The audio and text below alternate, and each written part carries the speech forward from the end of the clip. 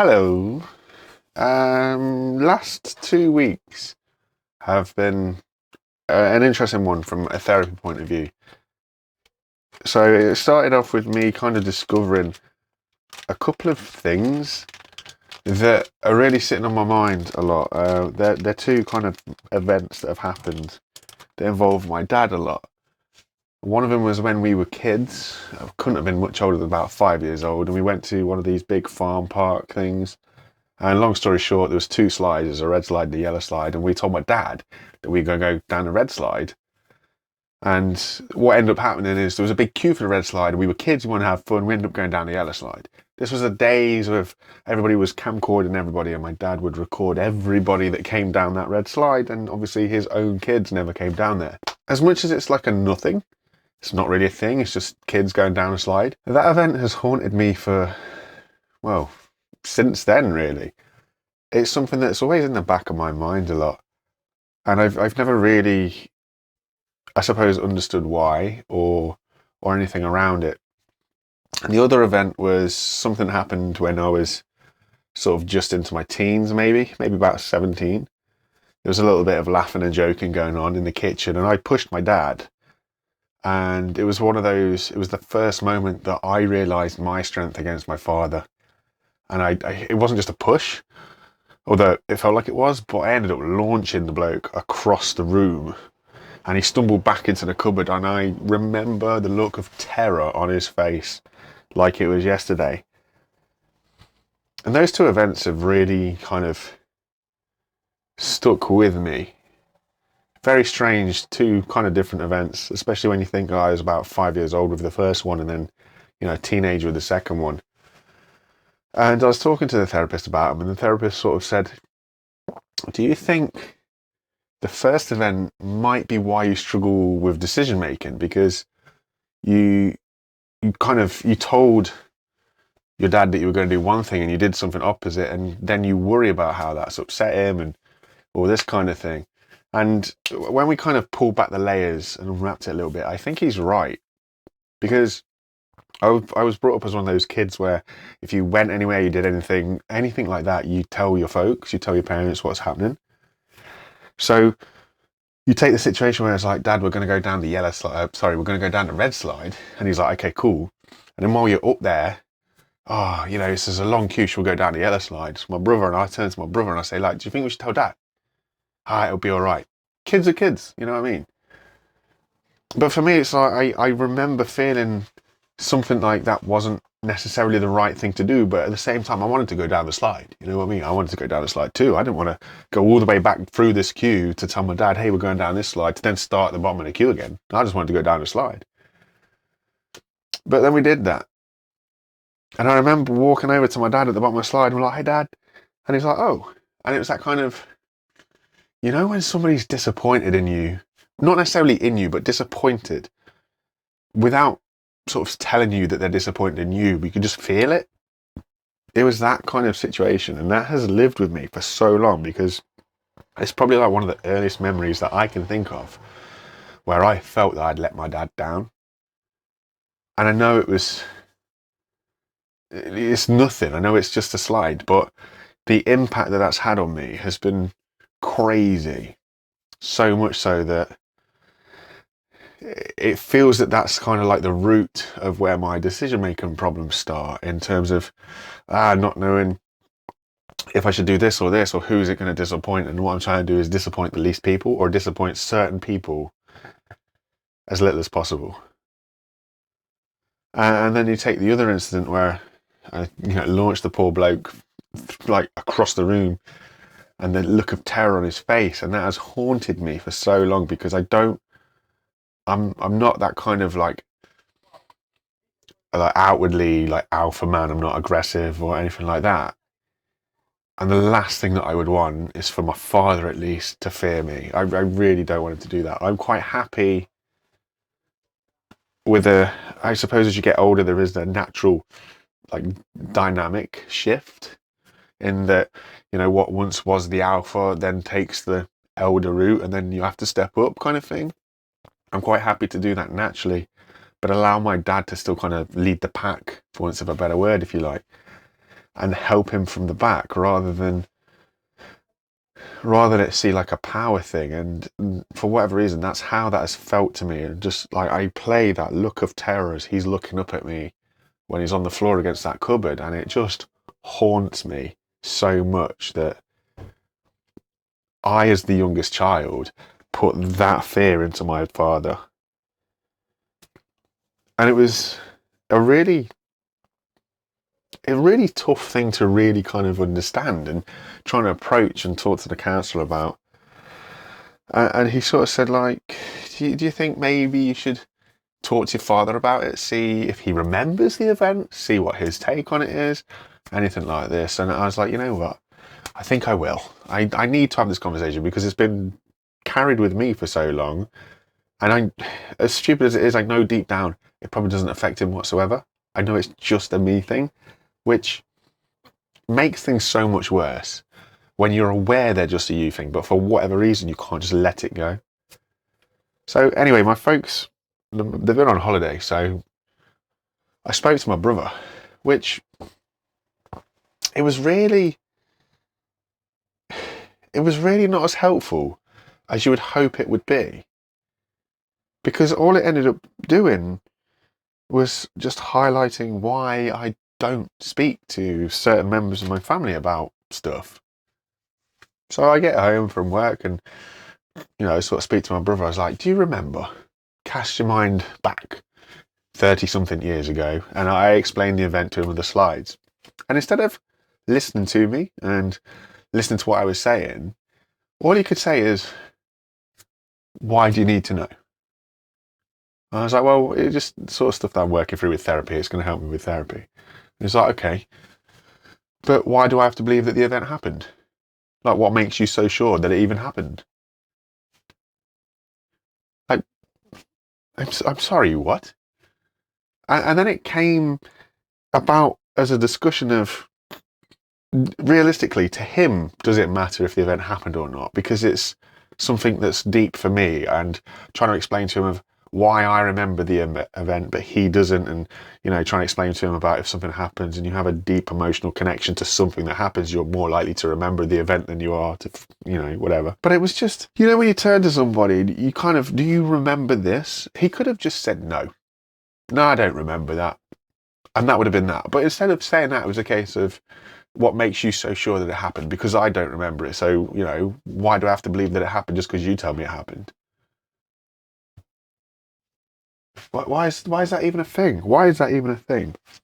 And the best thing about that conversation with my brother was, he then went on to tell me that he's glad that I'm getting therapy because it's a strange atmosphere in the house. When something is wrong with me, I take myself away from people and it creates an atmosphere. Now, the problem there is, I take myself away from everybody anyway. If you've been watching these videos, you know that I'm still at home and everything else. I spend most of my time in my room. I don't like it, but it's what I've basically become accustomed to now. I'm here, there, in the living room, whatever else. So even when I'm happy, even when I'm like bouncing off the walls, I'm still, away from them. But for my brother to turn around and say, I cause an atmosphere or everything else, I'm just sort of like, how do I cause an atmosphere? Because I take myself away from the atmosphere. He then carried on saying about how, you should be able to talk to us and all this sort of stuff. And I turned to my brother and I said, look, I don't have anybody in my family that I can lean on. Which caused a bit of friction. And then he basically asked why. And I gave the example of when my nan passed away, because it kind of highlights quite a lot in a small little chunk. So when my nan passed away, she was in hospital.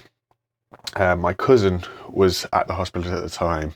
Now, my nan had been in hospital for, it's a long time. It's probably about a month. So we'd been there like every day. We'd been to see her and whatever else. And on this particular day, we had literally just come home to just freshen up, change of clothes, grab a shower and go back to hospital. On the way back to hospital, I receive a message from my cousin which says, I am so sorry. Your nan has passed away. I don't know how to tell your mum. Can you do it? Now, my cousin's older than me, a lot older than me. Her and my mum were similar ages. So straight away, as the youngest member of the family, I have been given this news that I then have to tell my mum that her mum has died, my dad that her in-law has died, and my brother that, you know, our nan has died. All the while we're actually driving to the hospital. I managed to break that news to him in the way that you know how, or you find the words. It's really strange. It's not something that you can prepare yourself for, but you find the words. Anyway, we get to the hospital. The first thing that happens, my brother bursts into the room, puts his head in his hands on the bed. It's all my fault. It's all my fault. Collapses to the floor like a child throwing a little paddy. It's all my fault. It's all my fault. At the same time, my mum's attention, crying about losing her mum, her attention and focus is now shifted to my brother. Oh, it's okay. It's not your fault.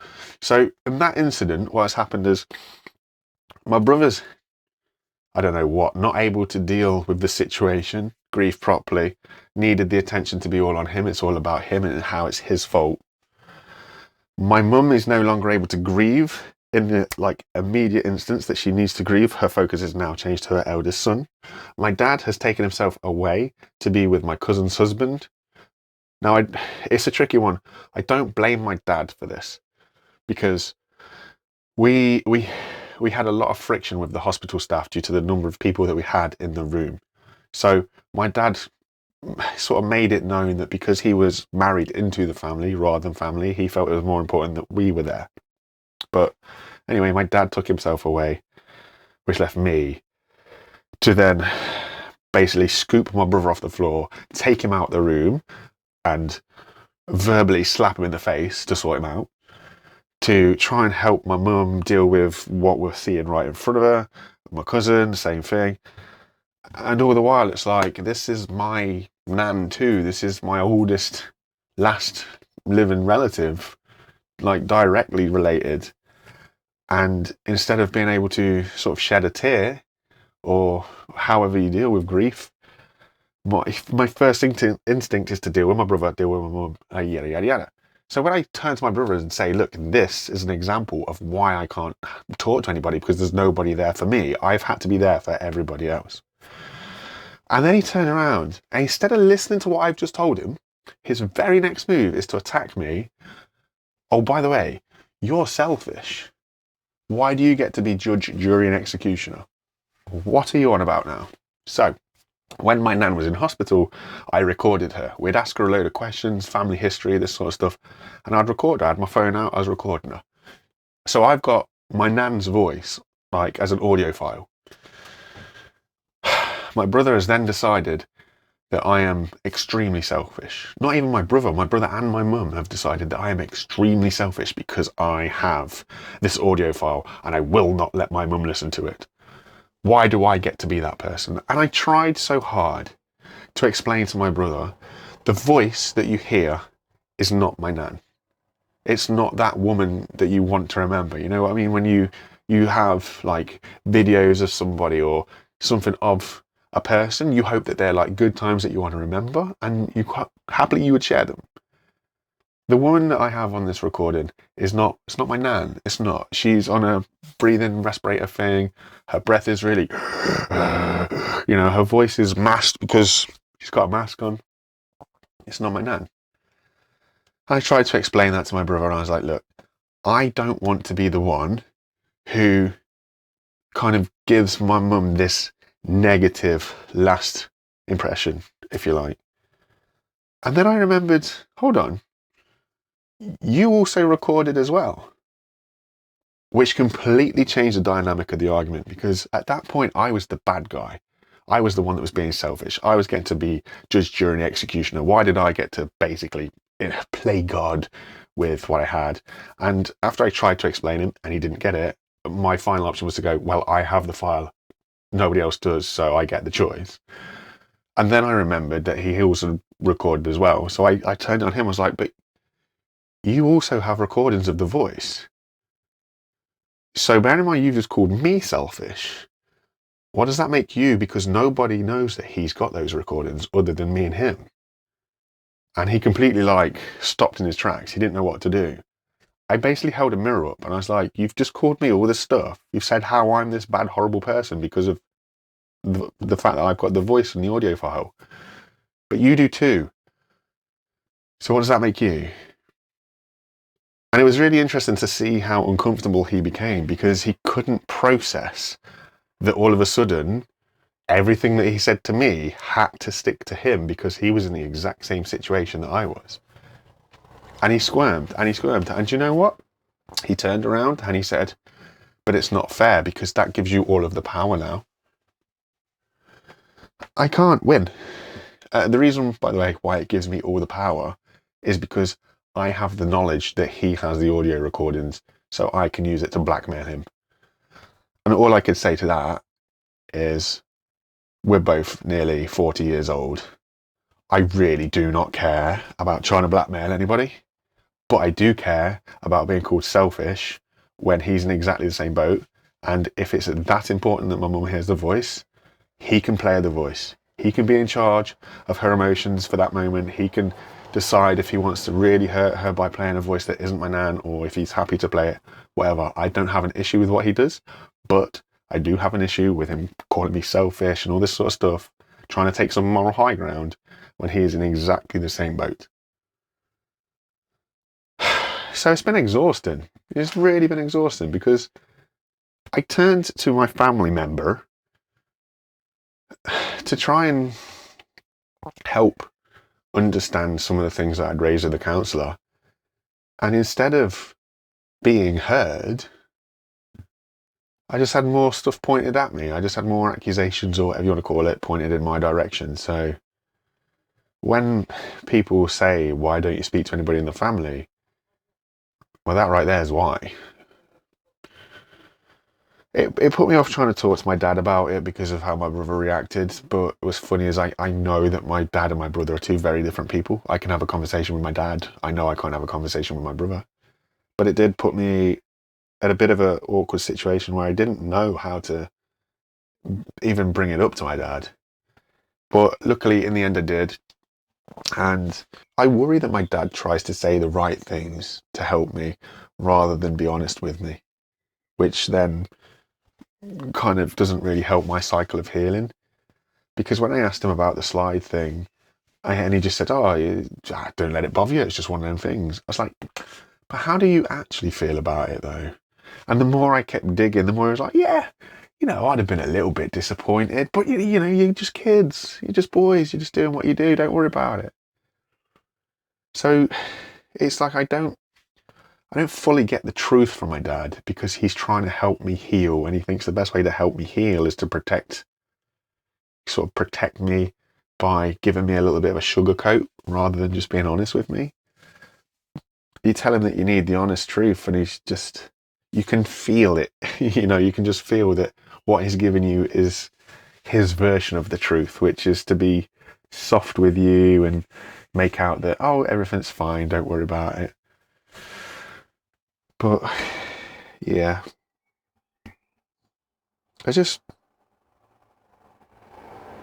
worry about how I heal when I'm looking for help from the people who are around me and I'm not getting help. I'm getting hindrance, I'm getting more problems, I'm getting more fingers pointed in my direction for things that realistically I'm as guilty as the next person along the line is. Mentally, I'm so exhausted at the minute, but I'm trying. I just thought I could catch a break. I know me and my brother don't get on very well, but I just thought I could catch a break by just asking him, do you remember this situation? And what could have been a really simple conversation just turned so exhausting into, why do I feel I've now got to almost explain or defend myself in terms of an event happened and I remembered it and you don't? Yes, fine, fair enough, just say that you don't remember it. Don't turn it into one of these, well, what makes you so sure it happened? Because I don't remember it, so why do I have to take your word that it happened? I just don't understand. And like the following week when I went back to counselling, I spoke to my counsellor about it and I told him. My counsellor was just kind of like, he genuinely was almost shocked. He was like, how does he not understand? Like, how he asked, well, he basically told you all this stuff about how you don't talk to the family, and it's like how wrong you are for it. And then you reached out a little olive branch of, I'm struggling. And instead of him listening to that, his next move was to point more fingers at me and say, well, you're selfish, you're this, you're that. It's really horrible because when I go through counselling, it feels that there's some sort of friction or some hatred towards my family, and I really don't hate them. That does segue nicely into, I was speaking to my brother a little bit later on the next day, and I brought up to him that it feels that there's some sort of, like he's searching for revenge or something. I don't know what it is. I'm like, you're always trying to find something to point at me for, and I don't understand why. It's like you're searching for revenge. And he's like, well, yes, I am. I mean, okay, fair enough that he was open to admit that. But I asked him, what have I done? And he didn't have an answer. But what's worse is it's not just him that I feel is seeking out for revenge a lot of the time with me. It's him and my mum. I don't understand why. But when he admitted that, yeah, we do look for revenge, it's like, but what have I done? That makes me so emotional.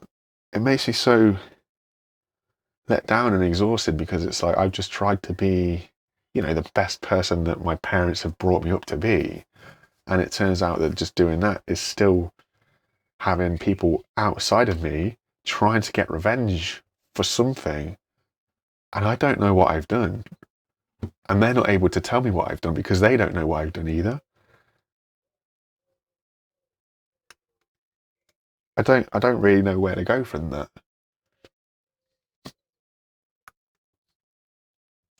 I don't want to hate my family, but I don't understand why people are out for revenge, because if they're out for revenge, usually it means you've done something to them that's really wronged them in a way.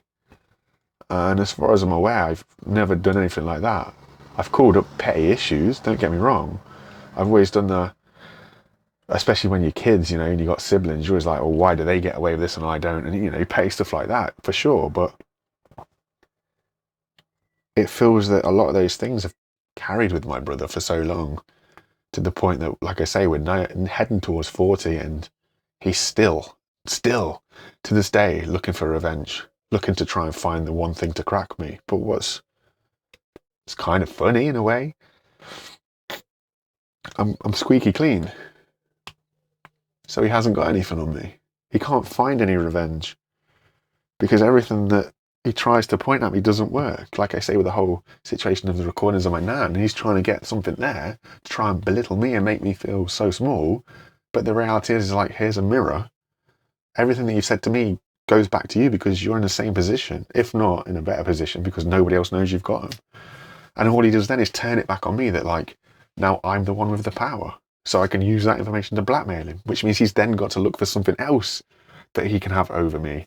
So he's got some sort of power or revenge or whatever else. And I just simply do not understand why it feels that certain people in my family are like that.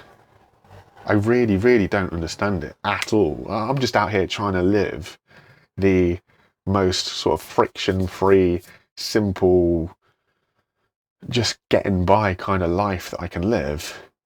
And certain people are sitting there with their pitchforks and their torches waiting for me to screw up so that they can just give me you know what I mean? So yeah, for the last 2 weeks, it's been really, really mentally exhausting, dealing with something that I remember as a kid that has haunted me for so long, to approaching my older brother to try and talk about him, to being told that, I'm such a bad guy, to then being told that, yeah, you know what, we do try and have revenge against you, but without being able to tell me what for. It's been one of those weeks, or one of those 14 days, to be honest, where it just kind of confirms with me that I just want to go and live literally in the middle of nowhere in Australia. just put me in the outback, as far away from people as possibly can. Give me an internet connection though, don't get me wrong, I'm not a complete hermit. But just leave me alone, because I don't know what I've done. I can't do anything anymore. I don't know what I've done to get this far with people constantly wanting revenge. And it just feels like the only thing left I can do is to completely and utterly take me away from society, let's say. Because at least then if I'm away from society, I can't interrupt anybody. I can't, you know what I mean? I can't have an impact on anybody else's life because I'm physically not present. And that's basically what I tried to do in this house. Because over the years there's been so much friction, I've tried to literally remove myself as much as I can while still living here and under the same roof, to try and avoid all this conflict and stuff. And still people are still trying to look for ways to point the finger at me. I just don't understand it. I don't get it. And I'm just exhausted. I really, I'm just exhausted at the minute. It's a bit of a shock to hear, that's for sure. Thank you very much for listening. I know it's a long one today. I appreciate everybody. I really do. Not life, but family relationships aren't supposed to be this difficult, are they? I know people have ups and downs, but revenge for something that they don't even know and you don't even know about? Really? Have a good one, guys.